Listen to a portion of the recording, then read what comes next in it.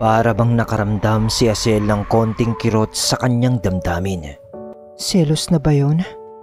Tanong niya sa kanyang sarili nang walang imik.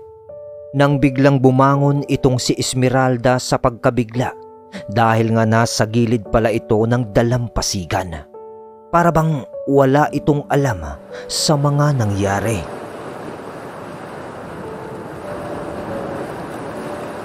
Sa medyo pagkakayuko ni Atan at bigla ang pagbangon ni Esmeralda, muntik pang magtama ang kanilang mga muka o mga labi. Ito namang kasing si Atan ay parang nagtaka lang nung medyo umaliwalas na ang muka ni Esmeralda. Nakita niya kasing nag-iba na ang itsura nito at maganda rin pala si Esmeralda, kaya medyo natulala ito.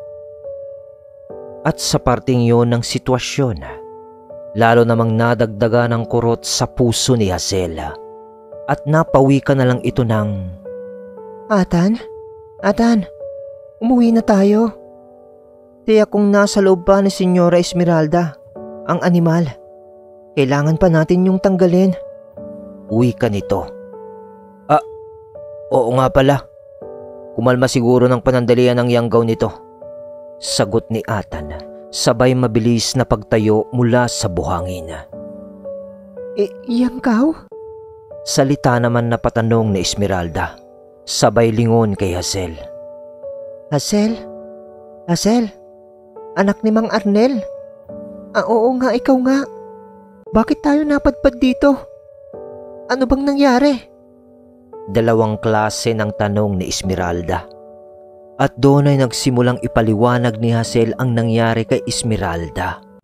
Sinigundahan naman ni Atan ang pagpapaliwanag ni Hazel sa isang dalaga.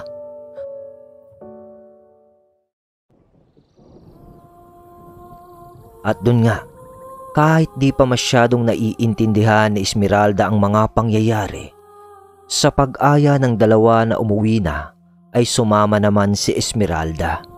Dahil nga nakita na rin niya si Hazel na kanya ring kilala na taga sa kanila. Pinasan ni Atan si Esmeralda papauwi ng mansyon nila mismo.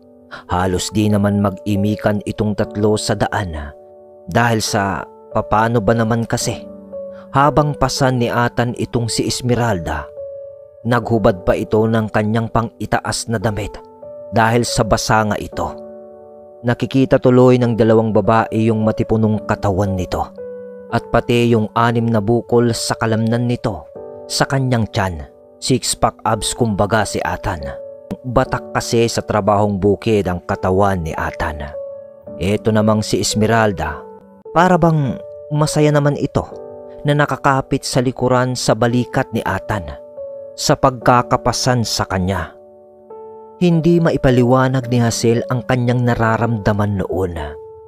Pag tumititig ito sa dalawa, lalong nakukurot ang kanyang damdamin. Pero habang naglalakad sila noon, ay may mga lumitaw na nilalang sa kalayuan. Hindi nahalata yun ng dalawang antingero dahil sa malayo na rin sila doon at papauwi na nga sila.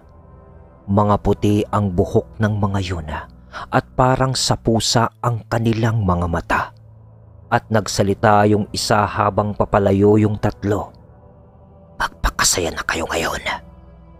Malapit na ang katapusan at makukuha rin namin ang palaraw. Tagapagmana o Atan. Salita nung isang lalaki na puti ang buhok at isa nga yung makalumang gabunan. Yung mga dating nakasagupan ni Atan at Hazel ang mga yun. Makalipas ang oras, nakarating na sina Atan sa mansyon ni Don Purting. Laking galak at tuwa nito nang makita niya ang kanyang nag-iisang anak na babae. At bago sumikat ang araw, madaling araw na kasi ng mga oras na yun, sa pagkukusa ni Esmeralda na ipagamot na rin ang kanyang sarili.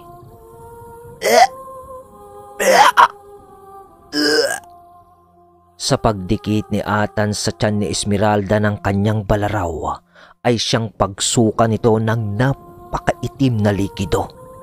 Sunod noon ay ang paglabas ng isang alupihan sa mismong bunganga ni Esmeralda. Pagkatapos noon ay nawalan na lang ito ng malay. Nag-aalala pa noon ang ama nitong si Don Pording sa nangyari. Dahil sa pinanood niya kung paano alisin ni Hazel at Atan ang yanggaw sa dalaga. Nang maisuka na lahat ni Esmeralda ang yanggaw na nasa kanyang katawan at isang alupihan na kumakatawan sa yanggaw nito. Dali-dali namang inilabas ni Hazel yung batya na siyang sinukaan ni Esmeralda, kasama ang isang katulong sa bahay. Paglabas ng mga lalaki sa silid ni Esmeralda ay binihisan na nila ito, kaya kasama ang damit ni Esmeralda nung siya ay nayanggaw ay sinunog na ni Hazel ang mga yon. At sa pagsilab ng itim na likido, ni hindi man yun sinindihan ni Hazel. Sa pag-uusal lang niya, nagsilab ang itim na likido. Nang mailabas niya ito sa mansyon.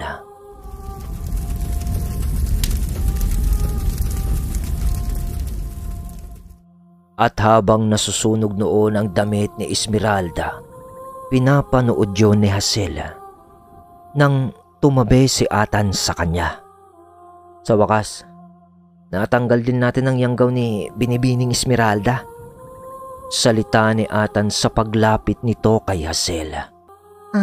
Oo nga. Oo nga, Atan.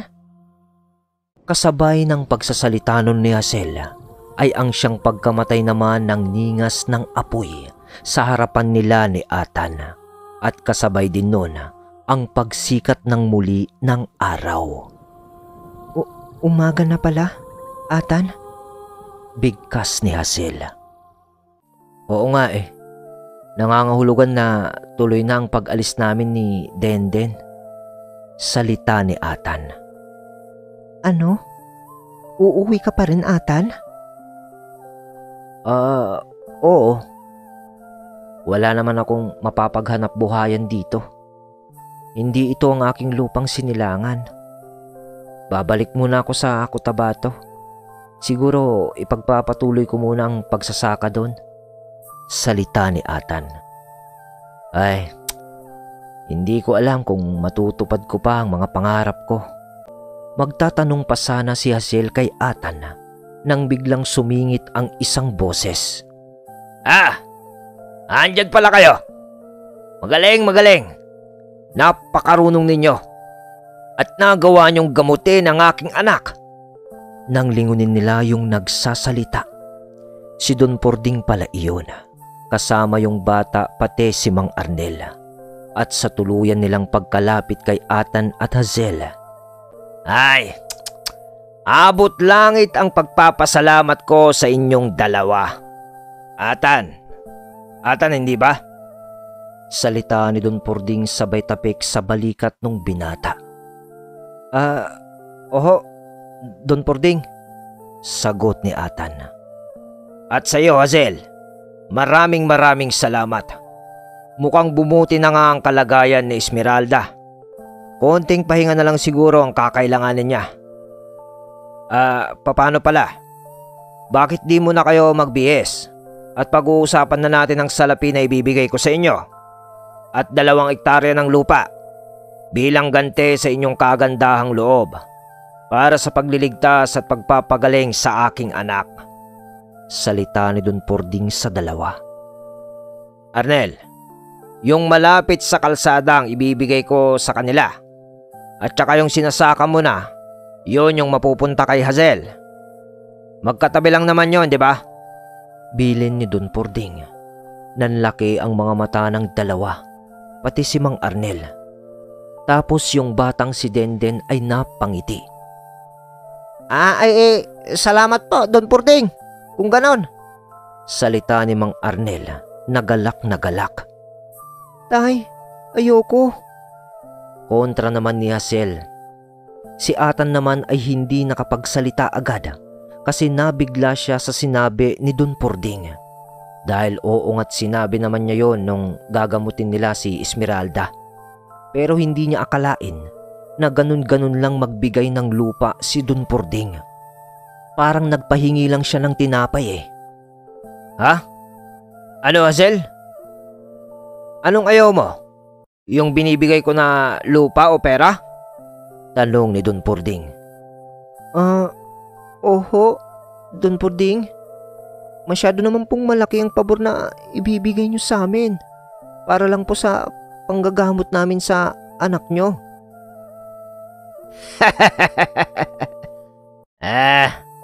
Hazel, iha. Eto, makinig ka. Lahat ng bagay sa mundo na napapakinabangan o ginagamit ng tao, lupa man, kariton, o kalabaw, o makinarya para sa pagbubukid, o maske ang sandok na ginagamit mo sa pagluluto, ay pwedeng mapalitan ng lahat ng yan. Basta magsumikap ka lang sa buhay. Walang halaga ang mga yon kung tutuusin, Hazel. Dahil pag sumapit ang paglubog ng araw ng buhay ng isang tao, pag namatay na siya, wala itong madadala ni kahit konting kusing nun, kahit gaano pa siya kayaman. Ang tunay na halaga ng buhay ay nasa oras ng pagsasama o pagmamahalan nyo ng mga mahal mo sa buhay o kapamilya. Dahil doon nag-uumpisang mangarap ang isang tao para sa asawa, nanay, tatay, kapatid, o sa anak. Kaya para sa akin, walang katumbas na salapi o lupa ang buhay ng anak kong si Esmeralda. Kaya ibibigay ko yon sa inyo ay panukli lang ng kabutihang nagawa nyo sa anak ko. Walang halaga yon kung ikukumpara sa nagawa nyo kay Esmeralda. Isa pa, lupa lang yun. Pwede ko yung palitan kahit anong oras. Pero ang anak kong si Esmeralda, kahit pag-aano siguro ako kayaman, pag nawala siya, wala akong mabibili na kagaya niya. Ibig sabihin, hindi mo ito mapapalitan. Kaya uunahan ko na kayong dalawa kung tatanggi pa kayo sa iaalok ko. Alam ko na yan. Napaghandaan ko ang pagtanggi nyo. Ayaw ko nang napapaiya, iho, iha. Kaya pag sinabi ko, gagawin ko. Naiintindihan nyo naman siguro. Sige, at ipapatawag ko lang si Amancio. Papaasikaso ko na yung titulo o kasulatan sa lupa. Mga 1 linggo siguro, maayos na natin to. Sa haba ng pagpapaliwanag ni Don Purding at bigla ang pag-alis nito, hindi na nakatanggi pa si Atan at Hazel sa pabuya ni Don Purding na sinabi niya at pinag-usapan nila ang tungkol doon. Makalipas ang 1 linggo, nanatili si Atan at Denden sa kandili ni Mang Arnel at Hazel. Opo, tama kayo mga kabagis. Hindi natuloy ang pag-uwi ni Atan. Naisip niya kasi na pwede siyang magsimula doon na buuin ang kanyang mga pangarap muli. Dahil nga sa mga nangyari, parang naging blessing in disguise pa kay Atan ito, ang kagimbal-gimbal at mga pagsubok na dumating sa kanya. Dahil nga sa binigay ni Don Purding na lupa sa kanila ni Hazel at may salapi pa, maaari na siyang magsimula ulit para sa kanyang paghahanap ng kanyang kapalaran sa ibang bayan. Di man siya nakaabot ng Maynila, pero parang naging mas maganda pa ang pagkakataon na ibinigay sa kanya ng Diyos. Nang isang araw, pagkatapos ng linggong yun, habang nagsisibak noon si Atan ng kahoy para gawing panggatong, etong si Hazel ay lumapit dito. Maaga pa kasi yun. Hindi pa nga sila nag-aalmusal eh. Lumapit si Hazel upang bigyan ng mainit na kape itong si Atan. Sa pag-abot ng kape ni Hazel kay Atan, salamat, Hazel. Salita ni Atan, sabay ngiti kay Hazel. Itong si Hazel naman ay hindi naman naimik at ngumiti lang. Tapos bahagya itong yumuko. Para bang naiilang ito sa pagtingin sa matipunong katawan ni Athan. Nakahubad kasi si Athan ng pang-itaas na damit habang nagsisibak noon ng kahoy. Itutuloy ko lang to, Hazel. Ha? Para matapos ko na to. Hanggang mamaya siguro. Salita ni Athan sabay higop ng kape at talikod na kay Hazel. At sa pagtalikod naman ni Athan, Sige. salita ni Hazel ng maikli. Pero doon ay tinignan na ni Hazel ang likuran na katawan ni Athan. Kaya nakita niya ang mga matitigas na kalamnan ni Athan at yung mga peklat na sanhi ng mga labanan. Lalo tuloy namangha si Hazel dahil alam niyang ang mga sugat ni Athan na yun ay sanhi ng pakikidigma niya sa mga aswang. Nangangahulugan kung sa malalim nating iisipin na si Athan ay isang tunay na mandirigma ng buhay dahil natamo niya ang bagay na yun dahil sa gusto nitong habulin ang mga pangarap niya sa buhay. Nang maya-maya pa,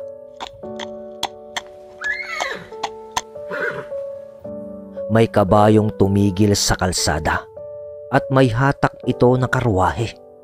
Tapos ay may bumaba doon na isang babae. Tapos meron pang nakasunod na nagpapayong doon na parang alalay, ganon. Napatigil sa pagsisibak ng kahoy si Athan. Nang makita yun ng dalawa, agad na may sumigaw naman sa pintuan ng kanilang bahay. Senyora! Senyora Esmeralda!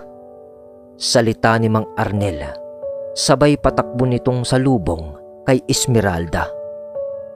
Biglang nadalaw si Esmeralda sa bahay nila Hazel ng ura-urada. Kumusta kayo? Kumusta kayo? Salita ni Esmeralda sa dalawa pagpasok niya sa bakuran nila Mang Arnel. Athan! Hazel! Ayos lang po, senyora. Magandang umaga ho. Bate ng dalawa na halos sabay pa.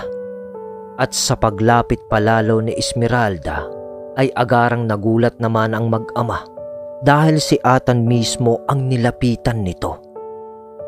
Athan, pumunta na ako dito ng personal para pasalamatan ka sa pagtulong mo sa akin. Kasi hindi naman kayo bumabalik sa bahay ni Hazel. At sa'yo rin, Hazel. Maraming salamat. Salita ni Esmeralda na abot tenga ang ngiti nito. Wala pong anuman, Senyora Esmeralda. Medyo nauutal-utal pa si Athan na sumagot dito. Dahil itong si Esmeralda ay napakaganda pala pag naayusan na. Tapos napakaputi nito at talagang parang prinsesa sa kagandahan. Nang makita naman ni Hazel ang mga reaksyon ni Athan kay Esmeralda, bigla na lang nagwika ito ng, Senyorita, ipagpaumin niyo po pero magluluto po muna ako ng agahan. Ay, tamang-tama. Di pa ako nag-aalmusal. Sige, Hazel. At dito na ako kakain. Siguro masarap ang luto mo. salita ni Esmeralda. Sa itsura naman ni Hazel noon ay parang lalong naasar ito. At sabi na lang niya, Sige ho, senyora. Magluluto na po ako. Sabay talikod nito. At pansin ng kanyang ama na parang padabog ito kung maglakad. Ano kayang nangyari sa anak ko? May regla na naman ata.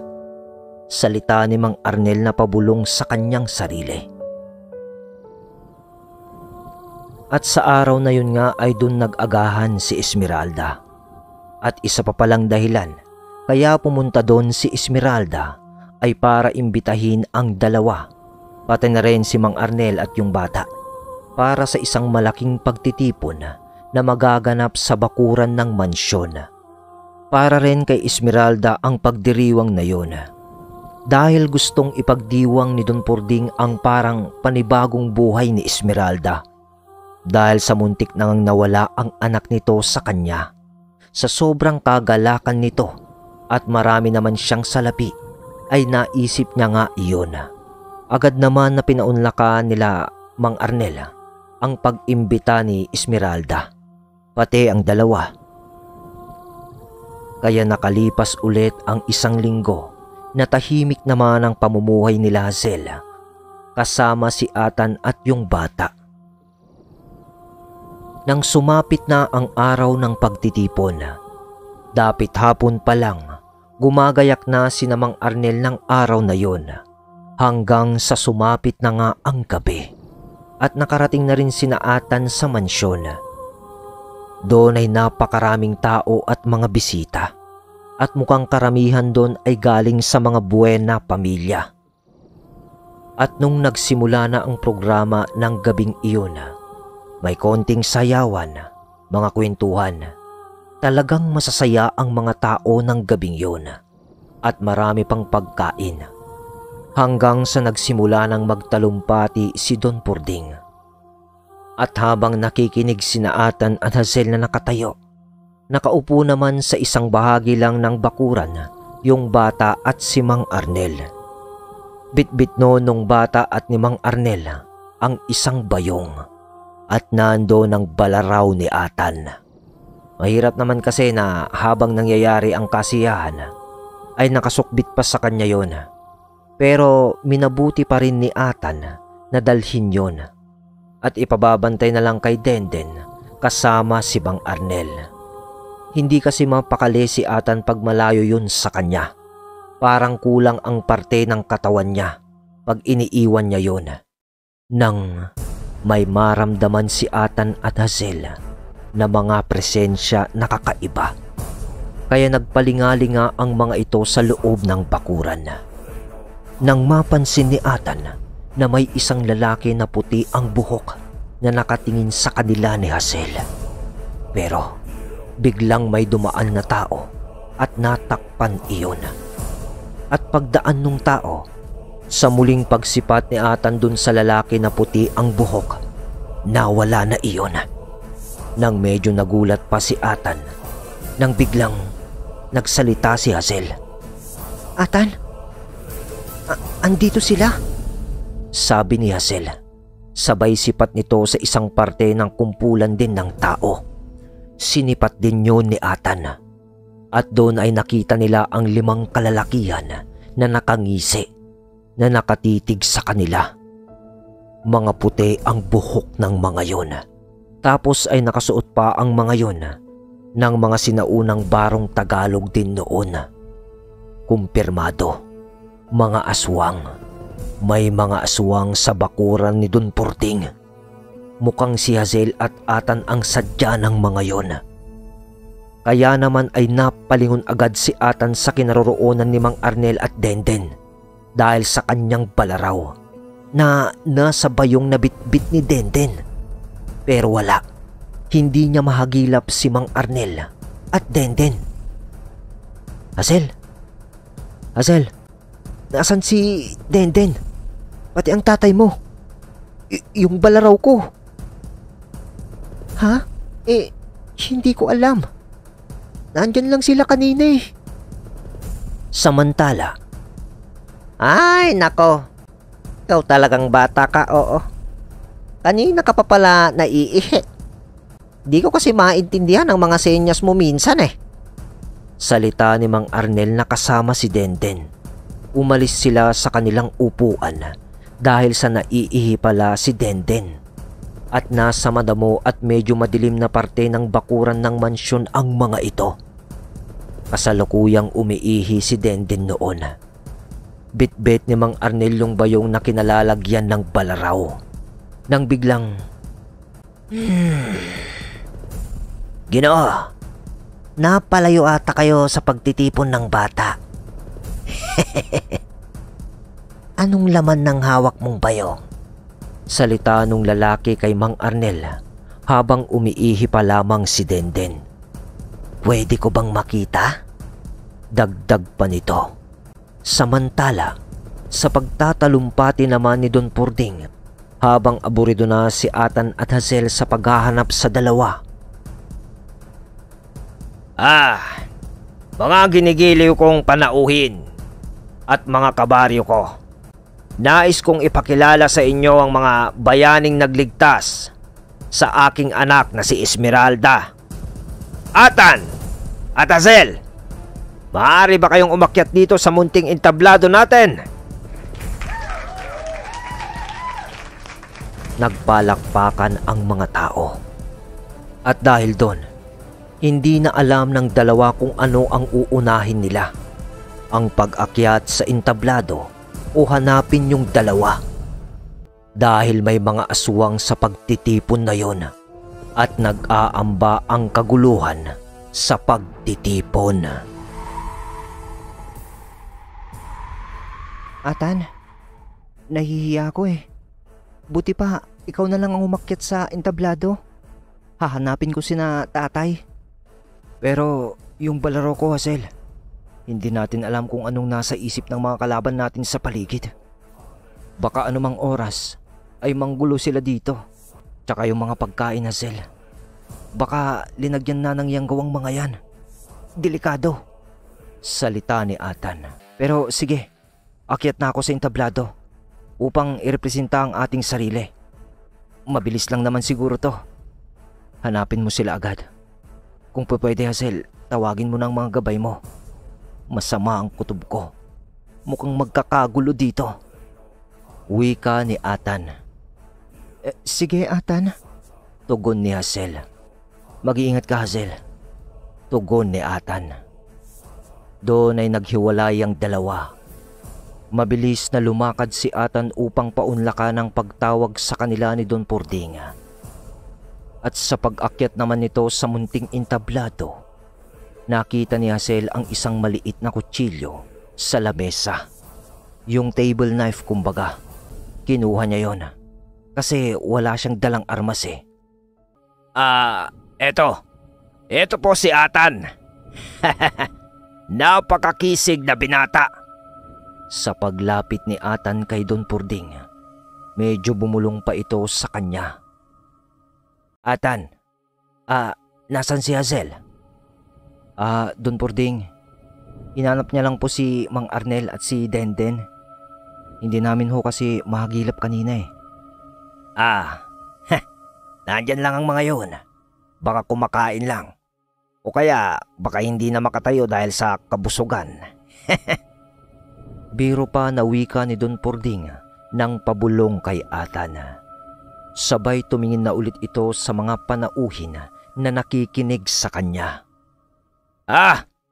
Mga kaibigan, medyo abala ata yung si Hazel. Kaya si Atan na lang ang umakyat dito. Ganun pa man, palakpakan naman natin ulit itong si Atan.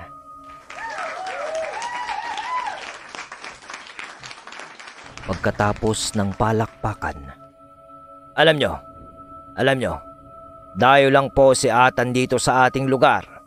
Pero sinong makakapagsabi na ang isang dayo ay isa sa makakapagligtas sa aking anak na si Esmeralda sa tiyak na kapahamakan? Nangangahulugan lang yon na isa itong mabuting tao. Kasama si Hazel, syempre. Esmeralda, asan ka ba? Umakyat ka nga rin dito sa entablado. Tabihan mo si Atan at ipabatid mo sa mga tao ang lubos na pasasalamat sa binatang ito. At syempre kay Hazel, kahit hindi nakaakyat dito sa entablado. muling nagpalakpakan ang mga tao sa pag-akyat naman ni Esmeralda sa entablado. At ang ganda ng ngiti nito kay Atan na parang ang saya-saya nito. At doon ay nagsimula ring magpasalamat ito kay Atan. Pati ang pangalan din ni Hazel ay kanyang pinangalandakan sa paraan ng pagpapasalamat. Ngunit itong si Atan hindi pa rin mapakali habang malapit lang ito kay Esmeralda na nagtatalumpati. Hindi matigil ang mga mata nito sa paggalaw at tinitignan ang mga tao sa kanilang harapan. At nung sinipat niya ang lugar kung saan nakita nila ni Hazel ang mga makalumang gabunan, nandun pa yung 5 kalalakihan. Pero Nadagdagan na ito ng isa pa, ngunit babae na yon. Parang isang pamilya sila. Kaso lang, sa mga itsura nila ay halos pare-parehas ang kanilang mga edad.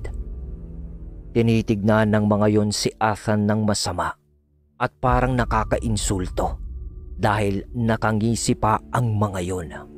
Walang kaalam-alam ang mga normal na tao sa lugar na may nag-aambang panganib ng gabing iyon. Isa pang iniisip ni Ethan ay yung mga pagkain. Hindi nila kasi napagtuunan ng pansin kanina. Baka nalagyan na yon ng yanggaw ng mga yon. Ngunit ayos pa lang naman dahil hindi pa naman nagsisimula ang kainan. Pagkatapos sigurong magtalumpati ni Don Purding at Esmeralda, doon siguro mag-uumpisa ang kainan na dahil kita ni Ethan na naghahanda na noon ang mga serbidor ng pagkain sa mga mesa. Samantala, ng mga sandaling yon, sa paghahanap naman ni Hazel sa dalawa, natukoy niya ang lugar ng kanyang ama at ni Denden sa palipad hangin na bulong ni Cyrus sa kanya. Ngunit nang makita niya ang kanyang ama, pati si Denden, agad na nanakbo si Hazel. Nang nakita niyang walang malay na ang dalawa na nakahandusay sa damuhan, kinabahan si Hazel dahil parang bumalik sa kanyang alaala ang pagkamatay ng kanyang ina at ng kapatid nito noon. At sa paglapit niya, Tatay! Tay! Denden! wika agad nito ng pag-aalala. Agad na kinapaka pa ni Hazel at sinipat-sipat ang katawan ng dalawa. Tinitignan niya kung may sugat ang mga yon. Ayos ang mga yan, Hazel. Boses ni Burias. Ang gabay ni Hazel sa mutya ng hangin. Burias? Salamat, Burias. Nabilin pala ni Hazel si Burias na protektahan ang kanyang ama at si Denden dahil bago pumunta ang mga yun doon kasama si Ethan. Alam ng dalawang antingero o antingera na babalik ang mga makalumang aswang ng anumang oras. Kaya hindi rin sila nagpakampante. Kaya nga dala ni Ethan ang palaraw. At kahit naman walang dalang talibong o patalim si Hazel, nabilin niya rin ang kanyang mga gabay. Nabantayan ng kanyang ama at yung bata. Ngunit ayon kay Burias, na inatake ang dalawa ng isang aswang. Pero sinalo ni Burias ang pag-ataking yon sa pagbibigay niya ng baluting hangin sa dalawa. Pero nawalan pa rin yon ng mga malay dahil sa lakas ng puwersa nung umatake sa kanila. At ang tanging naibsan ni Burias ay ang pagkasugat ng katawan ng dalawa. Yung bayong? Salita ni Hazel dahil sa wala iyon sa tabi ng dalawa. Ayon kay Burias, kinuha yun ng nilalang na umatake sa dalawa. Sa salita naman ni Hazel na medyo pahiyaw, nagising nito ang kanyang ama. Hazel? Salita nito, sabay biglang bangon. Nakakatakot. Nakakatakot na nilalang ang nakita namin. Aswang yun, anak. Salita ni Mang Arnel na labis ang pangamba sa kanyang muka. Alam ko na, Tay. Alam ko na. Sabi naman ni Hazel. Kunin niyo si Denden at doon muna kayo sa ligtas na bahagi ng mansyon. Hahabulin ko at hahanapin ang kumuha ng balaraw. At wag na wag kayong kakain ng kahit anong pagkain dito, Tay. Salita ni Hazel.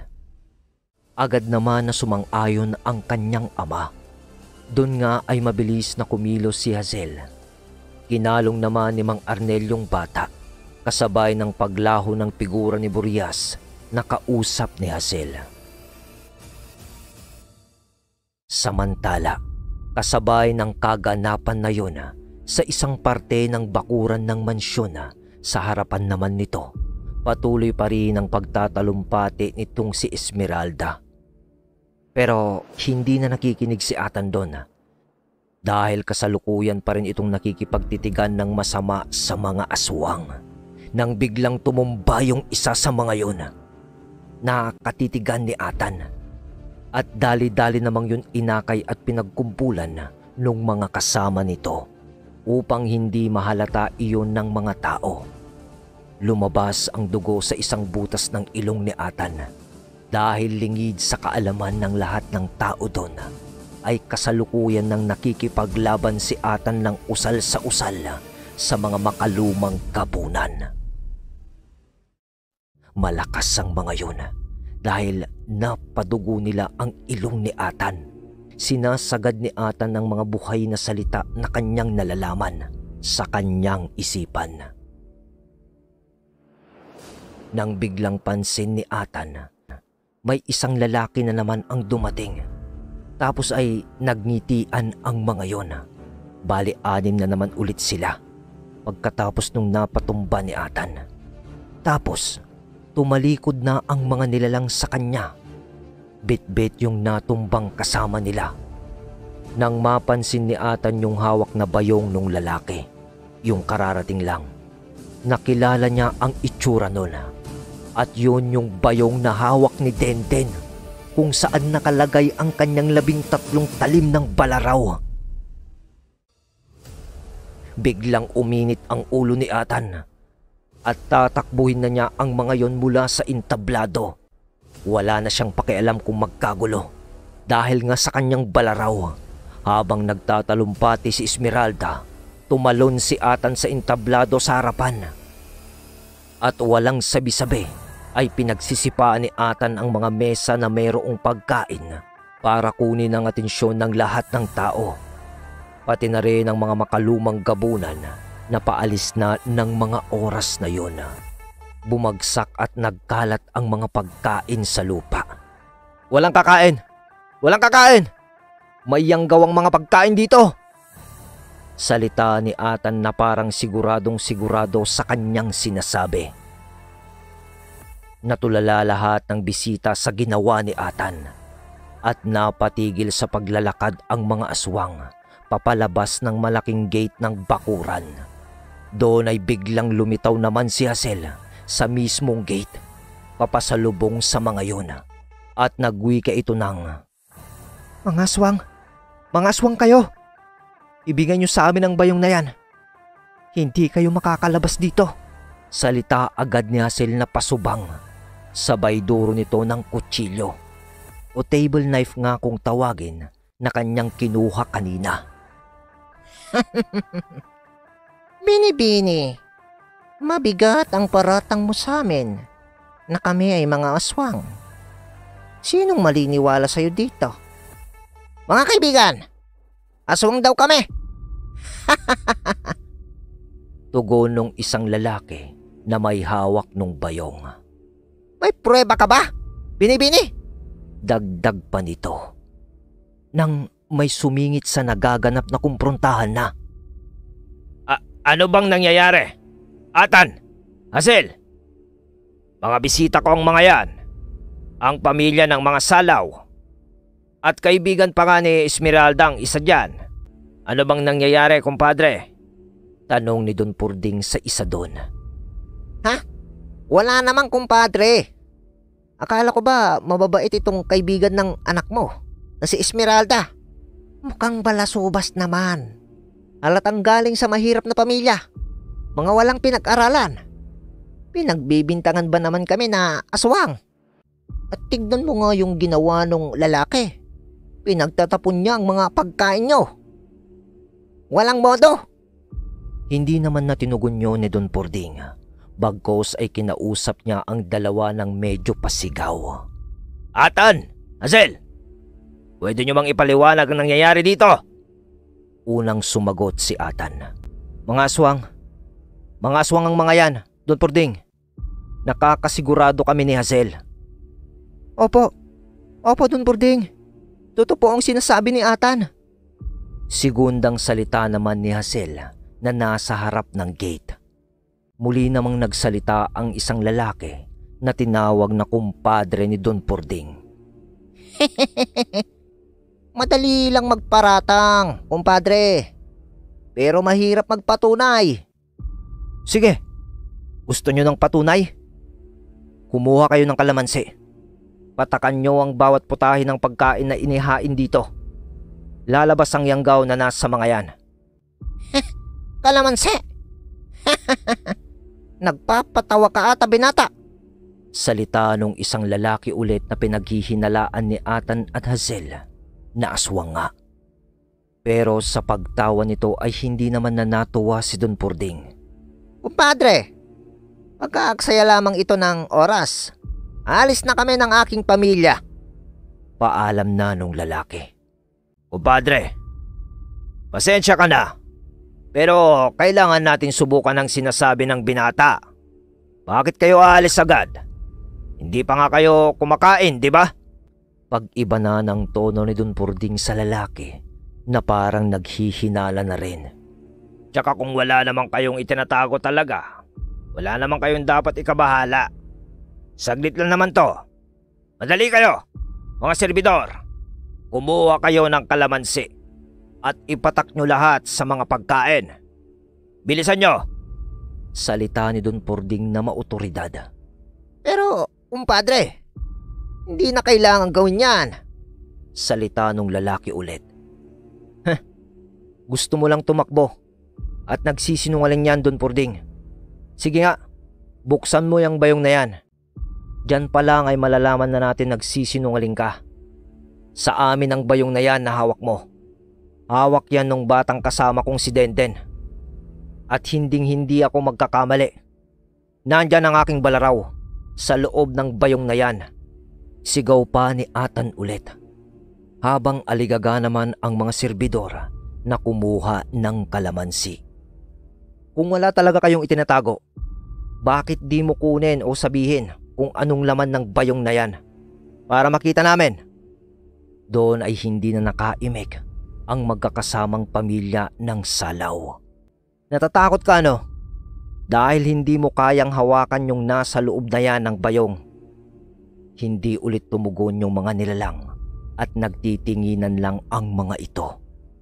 Doon ay mas lalong tumindi ang paghihinala na rin ni Don Purding sa tinatawag niyang kumpadre na pamilya pala ng mga Salaw. Maya-maya pa, nagsimula ng patakan ng kalamansi ng mga serbidor ang mga karne o mga pagkain. At sa mga unang patak na yun, wala namang kakaibang nangyayari sa mga putahe. Tignan mo, kumpadre. Anong mapapatunayan ng mga pagpatak-patak ng kalamansi na yan? Salita nung lalaki ulit. Nang biglang nagsalita ang isang serbidor nang napatakan nito ng kalamansi ang giniling na karne na tumapon na sa lupa. Don Purding! Don Purding! Napakaraming uod! Napakaraming uod ng karning to! Salita nito ng takot na takot at pagkagimbal. Doon ay naghiyawan na din ang mga tao o mga bisita dahil sa mga ilang sandali pa ang mga ibang putahe, yung mga natapon man at yung mga isa-serve pa lang sana, nakita nilang lahat ang paglabas ng maraming uod sa mga yon. Nakakadiri. Nakakadiring tignan ng mga yon dahil itim ang kulay nung mga uod na napakarami. Doon ay nabaling ang lahat ng kanilang paningin sa pamilya Salaw dahil hindi nila lubos akalain na maaaring aswang nga ang pamilyang iyon. Doon ay nagsalita na si Don Purding. Kumpadre, anong ibig sabihin nito? Ngayon ka magpaliwanag. Wika nito sa pamilya Salaw pero hindi nakaimik ang mga yun. Nang biglang lumapit si Esmeralda kay Atan, sabay bigkas nito ng, Atan, ngayon alam ko na. Yan yung huling naalala kong nagbigay nun sa akin ng pagkain. Bago ako mayanggaw, nung nadalaw kami sa kanilang bahay. Yang lalaking yan, Alfonso ang kanyang pangalan. Sa sinambit na yon ni Esmeralda, nanahimik ang mga tao at nagbubulong-bulungan na. At pati ang pamilya Salaw ay nanahimik na parang nangangamba. Kumpirmado. Mga aswang ang mga yon. Si Esmeralda na ang nagpatunay nang walang ano-ano sa hindi pala pagsasalita ni Hazel. Nag-uusal na ito para sa isang malakas na tigalpo at pagbato niya, natumba yung isang salaw. Sabay ng sambit ni Atan lang, "Senyora! Tumakbo na kayo! Tumakbo na kayo ng iyong ama! Kayong lahat! Pumasok kayo sa mansyon!" Sa pagwiwika nun ni Atan, bigla ang kumilos ang pamilya Salaw at doon ay nagimbalang lahat sa pagpapalit ng anyo ng mga yon.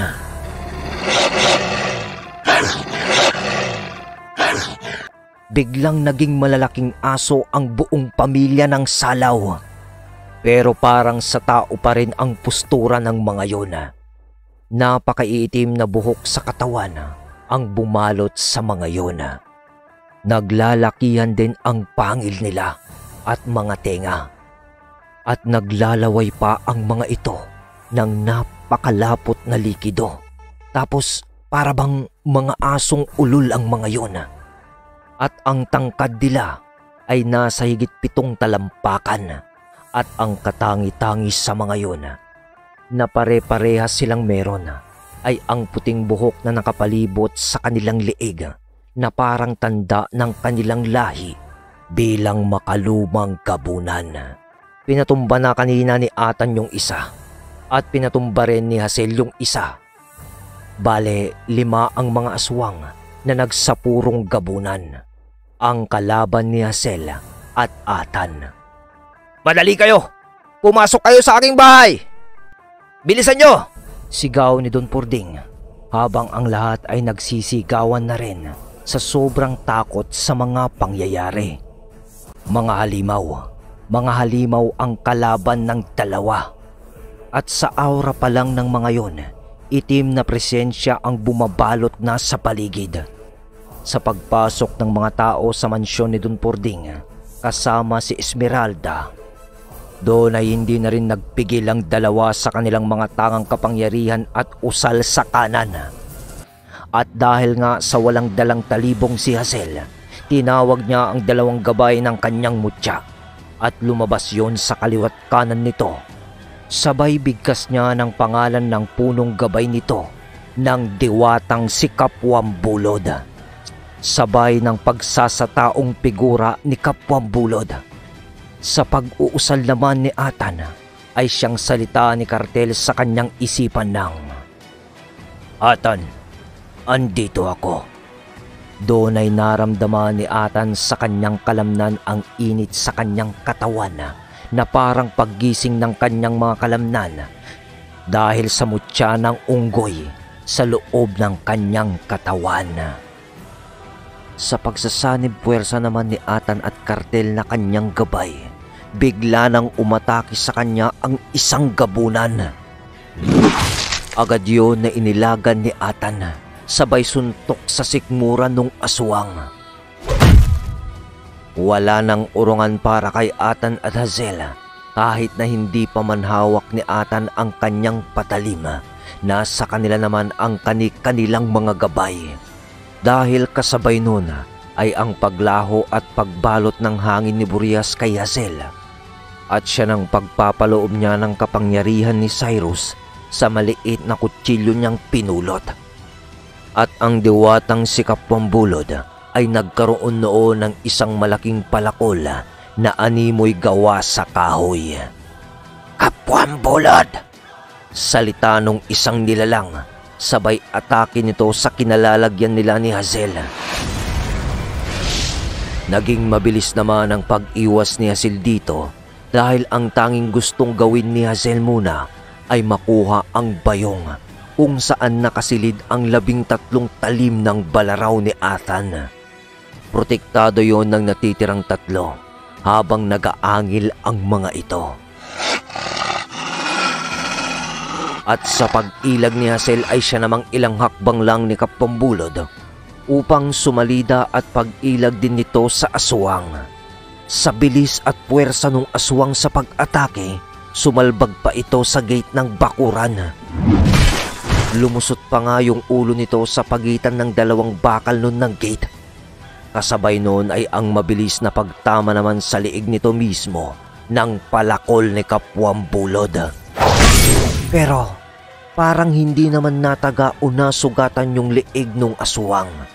Yun nga lang, sa pagtaga ni Kapwang Bulod dito, parang humiwalay ang kaluluwa nun sa katawan. Kasi may makikita kang itim na korte na parang humiwalay sa katawan ng aswang at hinigop yon ng palakol ni Kapwang Bulod. Samantala, kasabay ng mga kaganapan na yon, sa hangad naman ni Hazel na makuha ang balaraw, agad na niyang inatake yung gabunan na bumabantay sa bayong.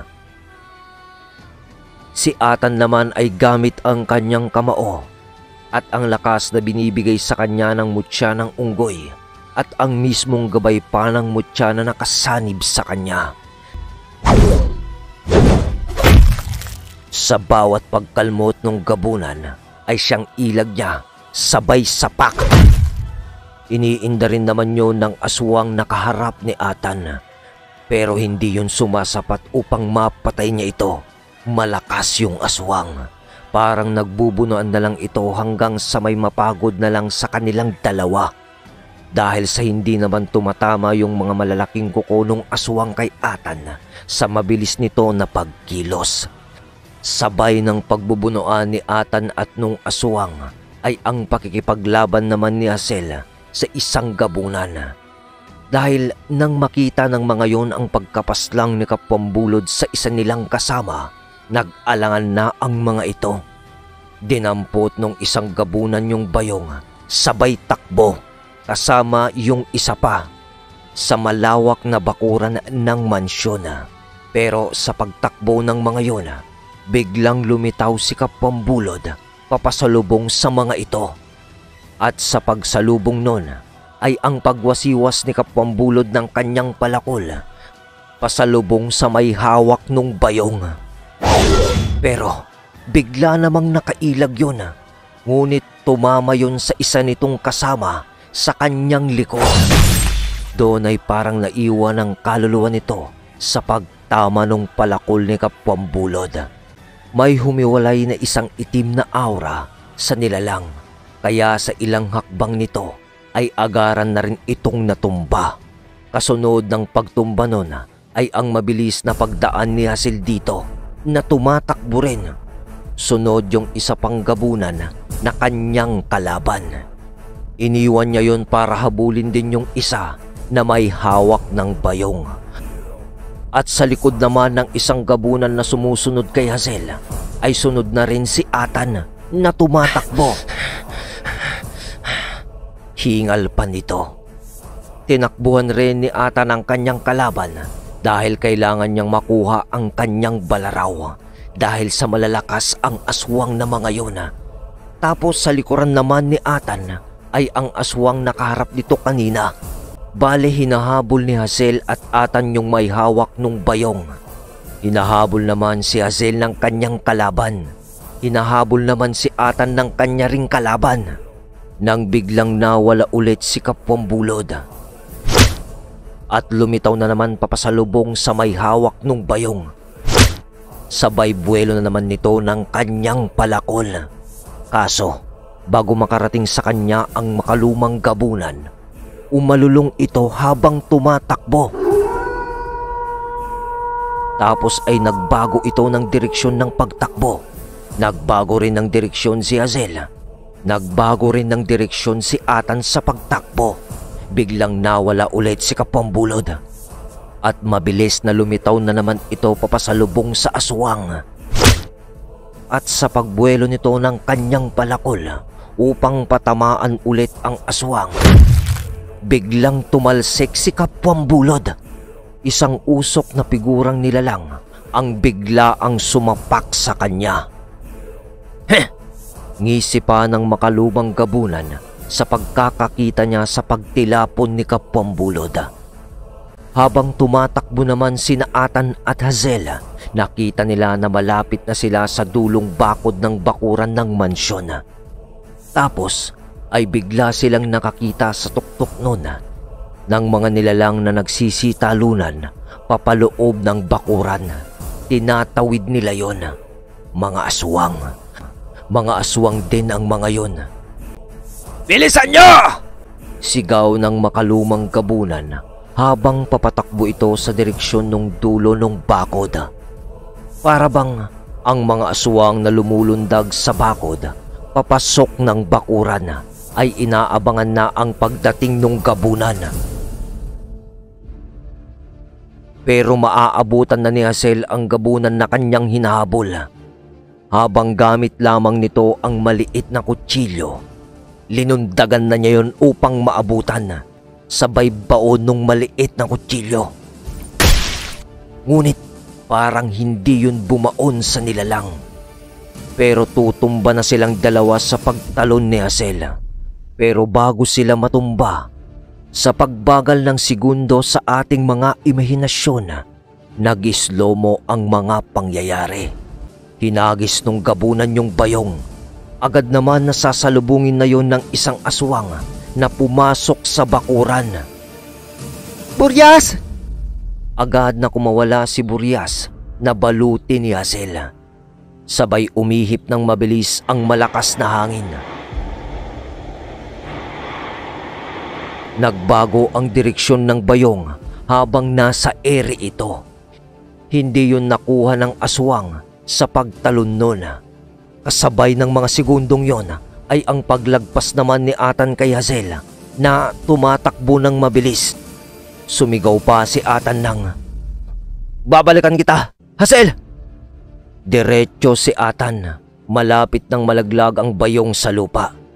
Pero nasa likod pa rin nito ang isang gabunan na humahabol pa rin sa kanya.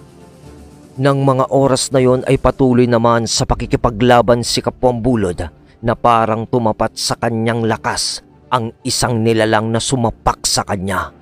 Samantala, nang malapit na si Atan sa bayong, bago malaglag ito sa lupa, tinalon na nito ang bayong habang nasa ere pa.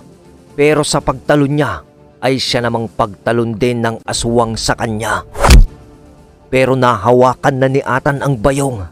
Sa mabilis na pangyayari, sa paghawak ni Atan sa bayong, agad nitong kinuha ang kanyang balaraw sa loob. Kaya't sa pagbagsak nila,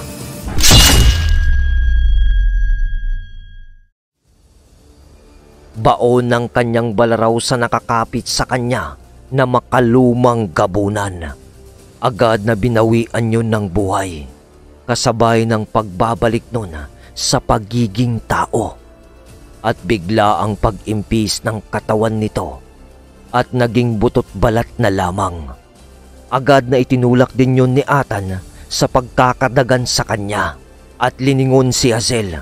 Patuloy pa rin sa pakikipagbunuan si Hazel sa aswang at nahihirapan na ito sa pagkawala ni Buryas sa kanyang kabal. Nakita niyang nakapailalim si Hazel doon sa aswang sa kanilang pagbubunuan.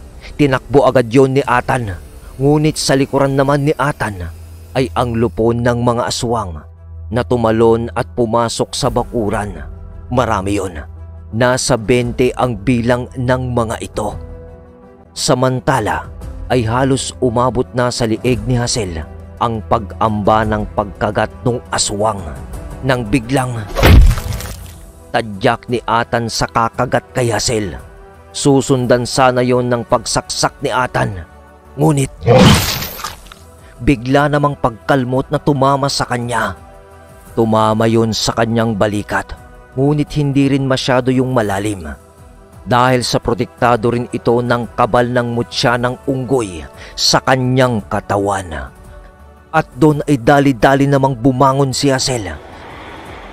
Sa pagbabalik ni Buryas, ay siyang tuluyang pagliksi ng pagkilos naman ni Hazel.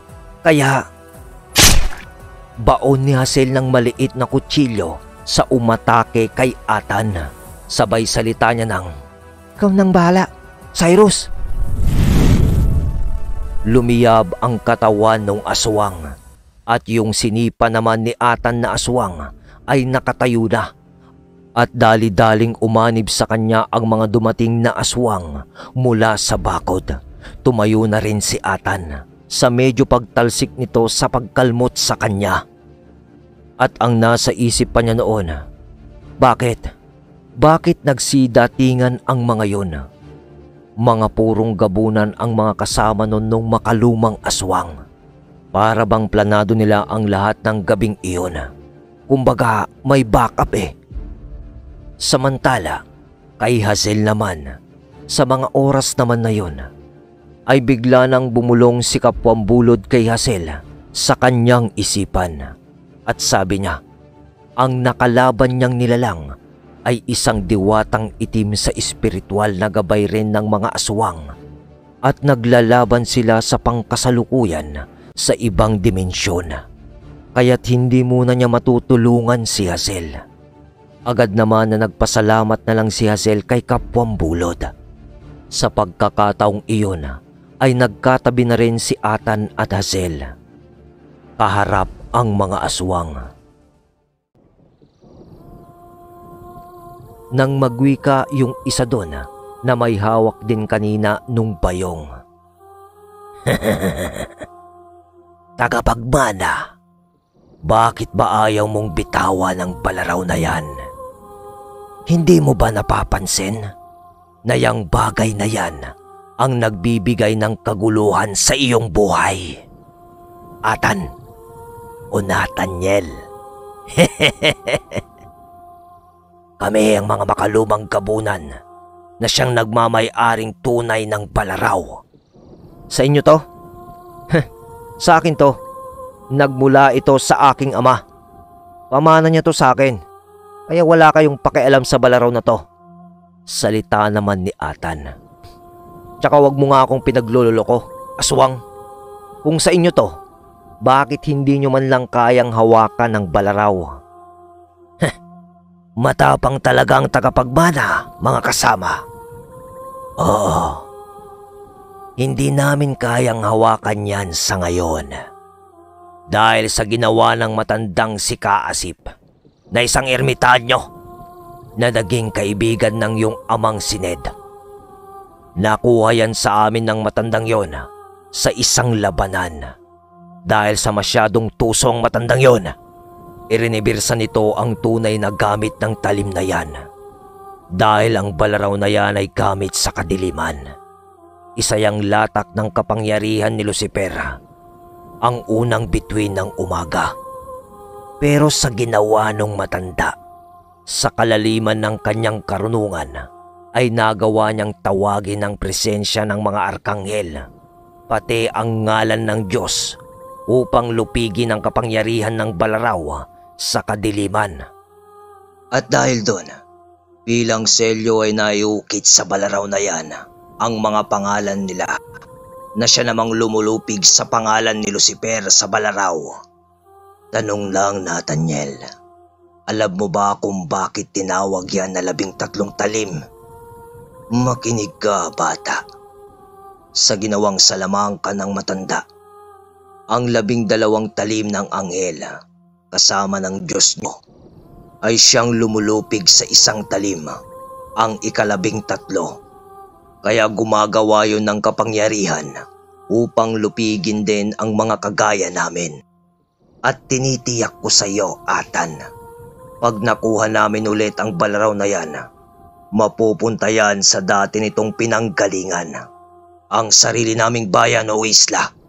At doon ay babalik ito sa dating tunay na gamit nito upang buhayin muli ang mga namayapa naming mga ninuno. Paliwanag nung makalumang gabunan. Tapos ka na? Simple lang ang sagot ko. Wala akong pakialam sa nalalaman mong kasaysayan ng balaraw ko. Basta ang alam ko, masama kayo at dapat kayong mawala. At kahit ano pang sabihin mo, hindi ko pa rin ibibigay sa iyo ang balaraw. Tugon ni Atan ng matigas. Ganun ba? Gusto kong magpakilala sa iyo, Atan. Ako si Alfonso. At kung tunay kang matapang, bibigyan ko kayo ng nobya mong antingera ng pagkakataon. Sa pagkakarinig naman ni Hazel ng salitang nobya na naman, parang iba na yung reaksyon sa mukha niya noon. kahit na aswang yung nagsabi. Halos mapangiti ito kahit na alam na nga niyang nasa gitna pa rin sila ng labanan. Sa pagpapatuloy ng pangungusap ng nagpakilalang Alfonso, "Bata, para sa isang kasunduan, tayong dalawa lang ang maglalaban. Pag tinalo mo ko, hindi ka nagagambalain pang muli ng pamilya Salaw. Pero pag tinalo kita, ibibigay mo na sa akin mismo ang Balaraw at pati na rin ang kamatayan yung dalawa, syempre." "Ano, lalaking matapang, payag ka ba sa kondisyon ko?" wika ni Alfonso. "Aba, parang nakakasigurado ka na mananalo ka. Ang Balaraw at ako lang ang kailangan nyo. Kaya ako lang ang dapat mawala dito. Huwag nyong pakialaman si Hazel. Yun ay kung matatalo mo ko." Bigkas ni Atan ng matikas. Pero, Atan? Salita ni Hazel kay Atan. "Huwag kang mag-alala, Hazel. Ang Diyos lang makakapagsabi ng aking kamatayan at hindi ang aswang na to." Tugon ni Atan kay Hazel. "Sige, walang problema. Paano? Usapan ay usapan, lalaking matapang. Di umpisahan na natin." Hindi na umimik noon si Atan. Bagkos ay lumakad na ito paabante. "Walang makikialam sa inyo. Laban namin to. Maliban na lang kung makialam ang tingera. Patayin nyo na." Bilin naman ni Alfonso sa mga kasama nito. Sabay noon ang pag-abante rin niya papalapit kay Atan. Muli ay tinaas ni Atan ang kanyang Balaraw sa tapat ng kanyang muka. At kagaya ng dati, "Talim, huwag mo kong iiwan.